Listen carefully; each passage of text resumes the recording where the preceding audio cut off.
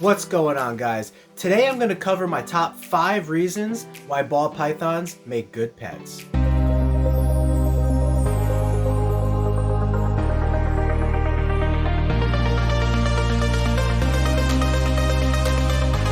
Selling in the billions each year, Rainbow Mealworms is your one-stop shop for all your insect needs. Their quality feeders and A+ customer service keep me coming back to support the health and growth of all of our animals. Visit them today at rainbowmealworms.net to place your order. Okay, reason number 1, ease of care. In the reptile world, there are many different types of reptiles that we love. Sailfin dragons, Komodo dragons, Draco flying lizards. There's so many different species of reptiles in the world, but only a few of those species are actually manageable to care for. And ball pythons, I would say, is at the top or near the top of that list. Now, this is not an in-detail video about exactly what to do, but I'm just gonna give you some baseline information that you could take under consideration. So first of all, when it comes to cage size, there's typically 2 different ways to look at this. 1 as a breeder and 2 as a keeper. So I'm going to speak about from a breeder perspective, which is my perspective right now. I raise our babies in a 6-quart tub. Our juveniles and subadults can make it into a 12-quart tub. And then our largest adults, which sometimes could be 4,000 gram females, I keep them comfortably in a 28-quart tub. Now, some might say that that's too small for a breeder, but there are some people that say it's fine. Other people say that it's a little bit too small. From my experience in working with females, they breed and eat and live just fine in there. But to each their own, you know. This is a world that we live in where everybody gets to choose the way that they want to live their life. Snakes like to jump for shelving when they see it. There we go. Try to wrap her up here really nice so that you can see her beautiful pattern. This, by the way, is a super pastel puzzle. It's one of the many genes that exist in ball pythons that we'll talk about later. That makes another reason why they make such great pets. Okay, getting back to ease of care. The second thing that you'll be concerned with for care for a ball python is substrate. Now, they do need a little bit of humidity, somewhere between 40 to 60%. And every week when I clean their tub, I make sure I give it a decent spray so that that humidity lasts for a few days and they have it if they need it to shed. Also, if you provide a water bowl for them, they will go into the water bowl and they will easily be able to shed somewhere between 40 to 60%. Temperature is also another really easy thing when it comes to ball pythons. There are many different things that people do. Some people keep them at room temperature between 80 to 85 degrees. Some people keep them between 80 to 82 degrees, but they have a hot spot of 90 degrees. Either way will work. I've tried both of those in my collection and I've cross-referenced many different breeds and many different videos. My preference right now is ambient room temperature. I keep our ball python room with a little heater. I close the AC vent, I turn the heater on, and I keep that room at about 82 to 84 degrees, and that works perfect for me. And lastly, for ease of care, feeding. We're going to talk about that at another step a little bit later in the video. So let's move to topic number 2, availability. So ball pythons is probably one of the most available reptiles in the industry. So it doesn't matter if a reptile is easy to care for, like a Komodo dragon. Just kidding, those really aren't easy to care for. But it doesn't matter if a reptile is easy to care for. The reptile first has to be available. Let me use the example of crested geckos real quick. Crested geckos were not rediscovered again until 1994, and they didn't become available in the hobby until probably the late 90s, maybe the early 2000s, when they started to become imported into the United States and also be bred on a worldwide basis. They were always easy to care for. They were always great pets, but they weren't always available. Ball pythons do not have the availability problem. If you go to Morph Market right now, you will find tons of ball pythons available. Craigslist, OfferUp, Facebook classifieds, private breeders, you will find ball pythons everywhere. Even Petco and PetSmart. And you know, Petco and PetSmart, they only work with a few reptile species. Bearded dragon, leopard gecko, ball python, I think some anoles they have. They keep their variety of species down very low. And so the species that they do keep, you absolutely know that those are popular species. Topic number 3, personability or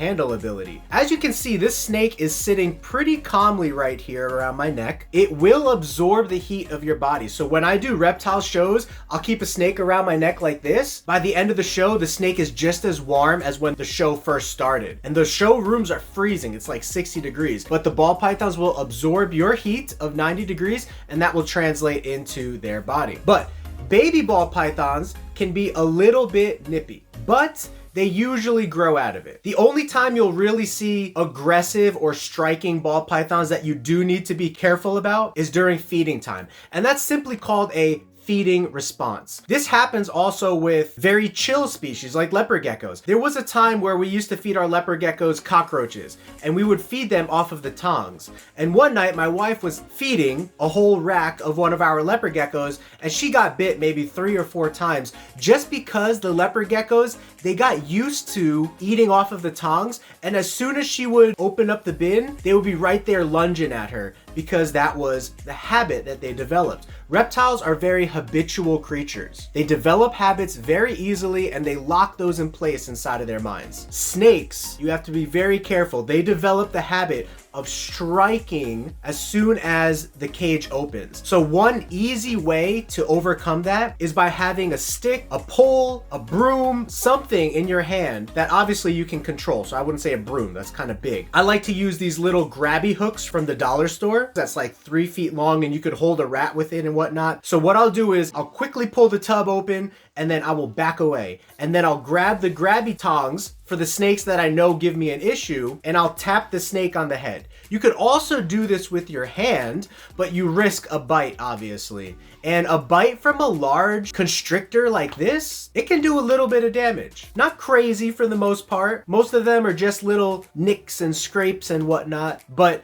this one time I did get bit on my knuckle, and the tooth must have hit a nerve or something, so I had trouble moving that finger, like for athletic reasons, like basketball, softball, and stuff like that, for like a week or so, and then it went away. But imagine if that was a bigger snake, or imagine if that was a worse bite. It's all about luck of the draw when it comes to the bite. Where's it gonna land? Is it gonna land on flesh? Is it gonna land on bone? So instead of taking that risk, just be careful. Tap the snake on the head. Some people even use a roll of paper towels. You could tap the snake on the head. Once the snake is triggered out of food response mode, you're good. Okay, topic number 4. And this is where we're gonna talk about that one ease of care topic that I did not mention. And topic number 4 is hardiness. Ball pythons are some of the most hardy reptiles out there. What do I mean by hardy? Hardy means that the reptile can easily live and thrive and survive with very little amount of resources. So again, this is just the way that I do this as a breeder. I'm gonna speak about this from a breeder and then from a keeper perspective. As a breeder, it's only practical for me to clean, feed, and water my snakes once a week,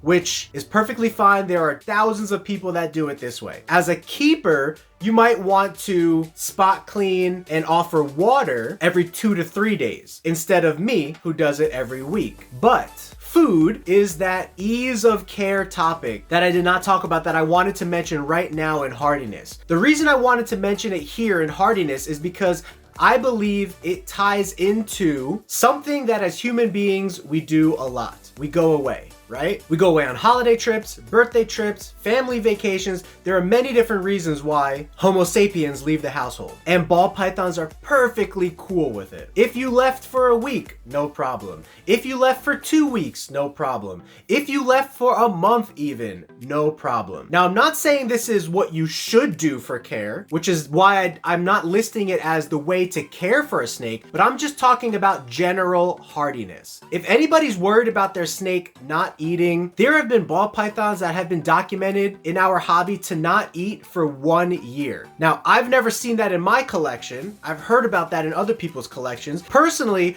I've experienced ball pythons not eating for 3 or 4 months, which if anything might be one negative point against ball pythons being good pets, is that sometimes, not all the time, sometimes some of them can be known to be picky eaters. However, we are starting to develop solutions for that. In the hobby right now, there's a great company called Da Vinci Boa. I'll leave a link to their social media in the description below, and I'll also show a picture here on screen so that you can see what their company logo looks like and the product that I'm talking about. But Da Vinci boa is used for adult snakes that go off of food. I had this one snake that continues to go on and off of food, but when I give her Da Vinci boa, she will eat for like 3 or 4 meals in a row, and she will eat meal like back to back to back if I offered her, and then she might go stagnant. I'll give her Da Vinci boa again, she'll continue to eat. So what does Da Vinci boa do? Da Vinci boa is simply a supplement that makes the snakes feel better. There are vitamins and nutrients inside of this liquid mixture that you simply give to the snake orally with a small little pipette squeezing thing. It's usually a 2-person job. One person holds the snake steady and the neck long, and the other person makes sure they put the pipette in. Warning, absolutely you need to be careful that no liquid gets into the trachea of the snake. And so the trachea is that thing that it breathes from while it's eating, and it's a big hole and you can see it right in the snake's mouth. Do not get liquid in there, and push the Da Vinci boa pipette down far enough. I like to go 4 to 6 inches down into the snake's throat, and then little by little squeeze so that liquid doesn't bubble up and go into their trachea. You absolutely need to be careful about that. Snakes can choke and die. I know I just scared 90% of the people away here from using Da Vinci boa, but if you go to Da Vinci boa's website, you could see that Bob Vu, Billy Rose, myself, there are many different big named breeders that use Da Vinci boa, swear by it, and love it for adults. So Da Vinci boa is for adults that are struggling eating. If you have a baby that's struggling eating, what you'll want to do, that some people have found success with, is you'll either want to change the substrate. JKR, which is now known as Canova Reptiles, he likes to start all of his babies on paper towels so that the 5 to 10% of babies that don't eat, he can switch over to cocoa after a couple weeks,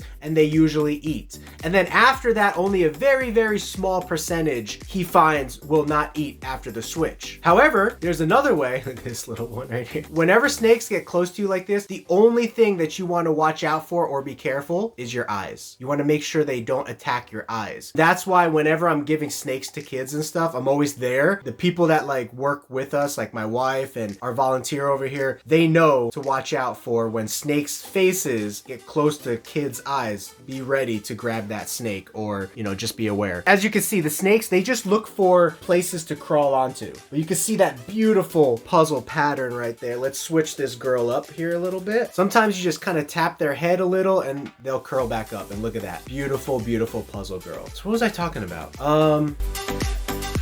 My goodness, I don't remember, and I can't rewind the film because I'm taping from my phone right now. I apologize. I seriously can't remember what I was talking about. If you have questions about where I left off on that conversation, just leave a comment below and I will answer your questions. But let's move on to topic number 5. The 5th reason why ball pythons make great pets, and my personal favorite reason, is variety. They come in so many different colors and patterns and mutations. It's literally ridiculous.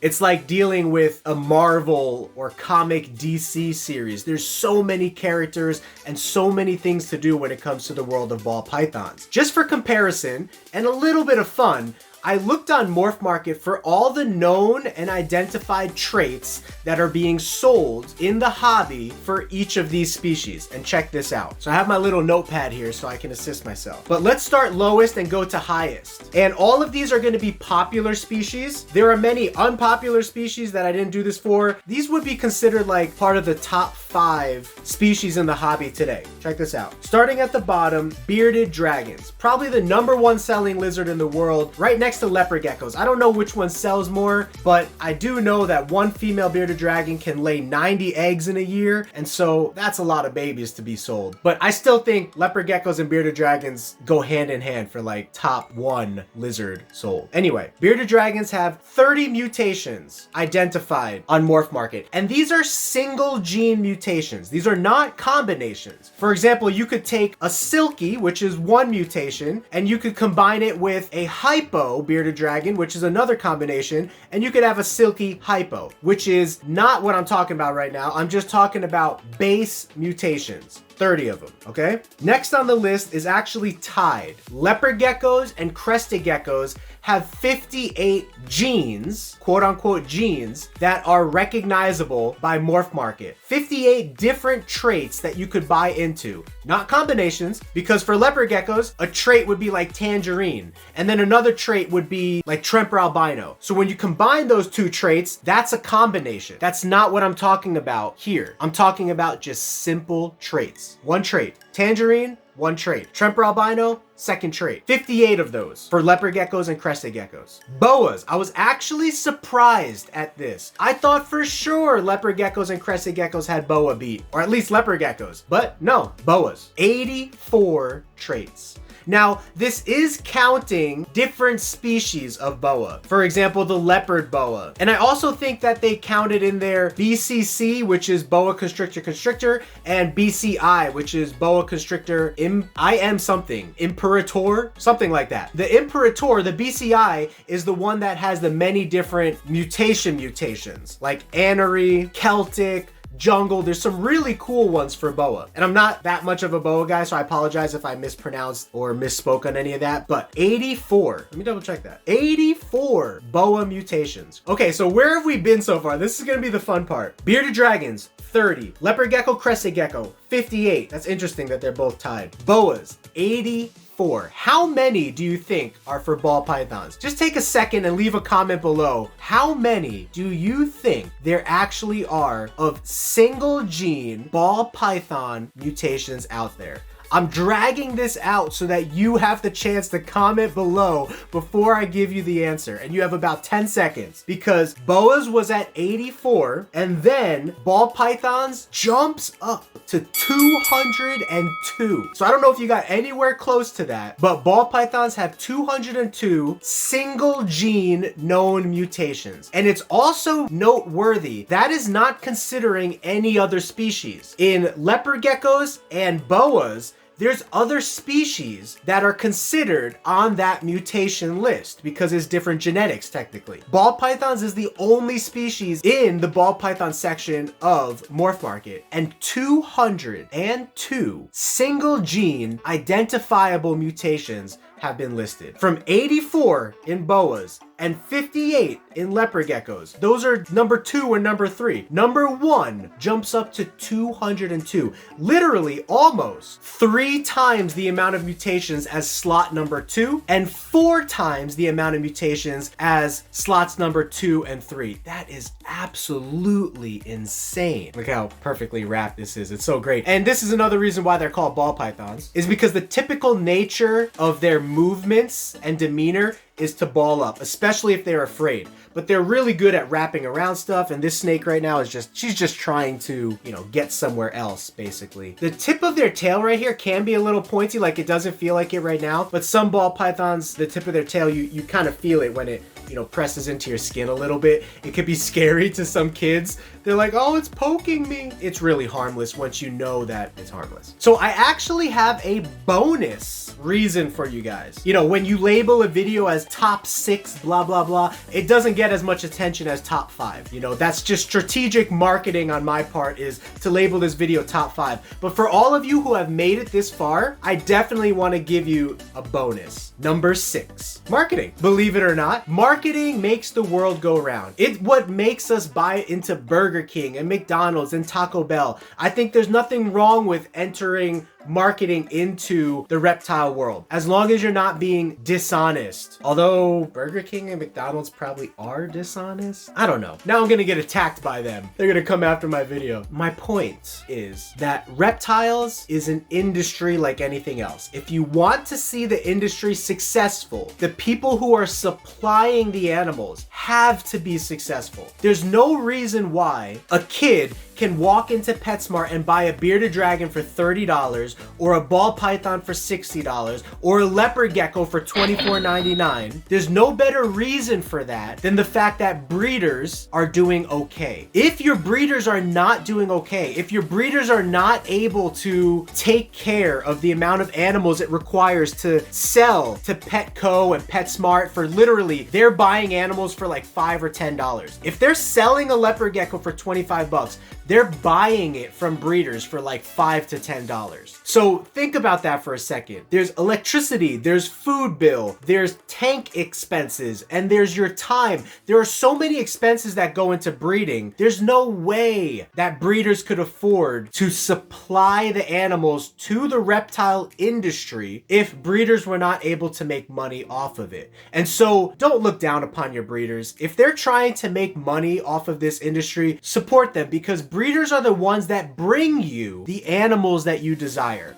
And there's really no price that you could put on that. But what I wanted to say is marketing. Ball pythons are the #1 most marketable reptile in the hobby, meaning that the demand is high. The supply is also high, but if you're a breeder who's trying to get in and trying to make a name for themselves, you could still become popular because there's so many different paths to go down. If there's 202 single gene mutations, imagine how many combos there are. I mean, I'm no math wizard. Maybe one of you guys can actually put that number below, but it's literally infinite. You could go a whole lifetime and not hit every single ball python combo that there is, not even come close. So at least for the time being, at least 10 to 20 years, I do not foresee ball python popularity dropping off at all. It's only been gaining popularity for the last 20 years, and I think it's going to continue to gain popularity for 20 more years. And especially as more people get into reptiles. That's why I look at reptiles as a good market, because it's a constantly renewed market. So for every 30-year-old that's dropping out of the market, there's an 8-year-old that's coming into the market. Every single time. One drops out, one comes in. And if you're a breeder, like I'm a breeder, all you have to do is market yourself, get yourself out there, and sales will come. There's no other market in the reptile industry that is as easy to sell in as the ball python market. Every other market, like bearded dragon, leopard gecko, crested gecko, corn snake, milk snake, every other market has high demand, people want it, high supply, a lot of people breed it, but not everybody finds an ability to actually get into the market and be successful, because there's not as much variety that you can do. There's not as many niches that you could draw from to become popular for some reason. For example, when we came into the ball python market, we chose the puzzle project because when we came in, it was kind of underground. Mainstream ball python market did not know about it. Only the biggest breeders knew about it. Like JKR, Aussie Boyds, Royal Canadian Reptiles, JP Reptiles. You get the point. It was mainly the big name breeders, people who have had a lot of experience in the hobby, that knew about it and that were working with it. Once puzzle becomes mainstream, the demand for it is going to shoot up sky high. And if the supply is low because not so many people have been working with it, that puts you as a breeder, like me, us, in a great position to sell to people. Because now the demand is high, the supply is low, and you are sitting in the perfect place as a business. This is just an example, but there's many different examples like this that you can get into and specialize in as a ball python breeder if you really want to do reptiles full-time. Now, if you want to do reptiles full-time, it's worth noting that you can either be a breeder or you could be a pet shop owner. Pet shop owners buy from breeders for the most part, and breeders supply to pet shop owners and also sell retail online nowadays. Those are two completely different worlds, two different strategies to be successful, but both very successful markets. So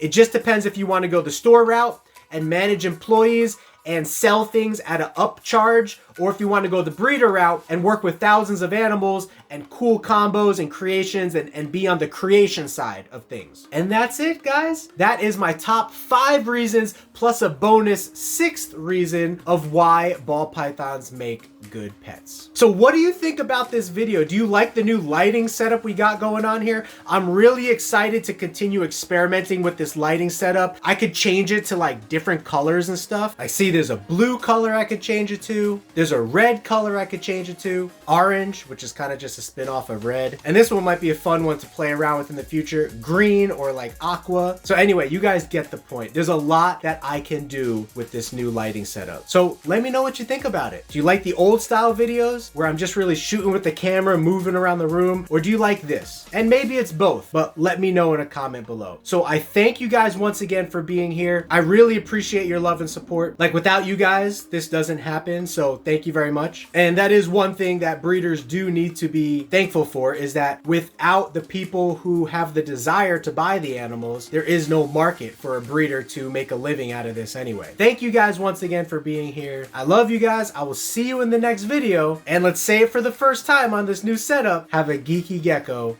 great day. Peace.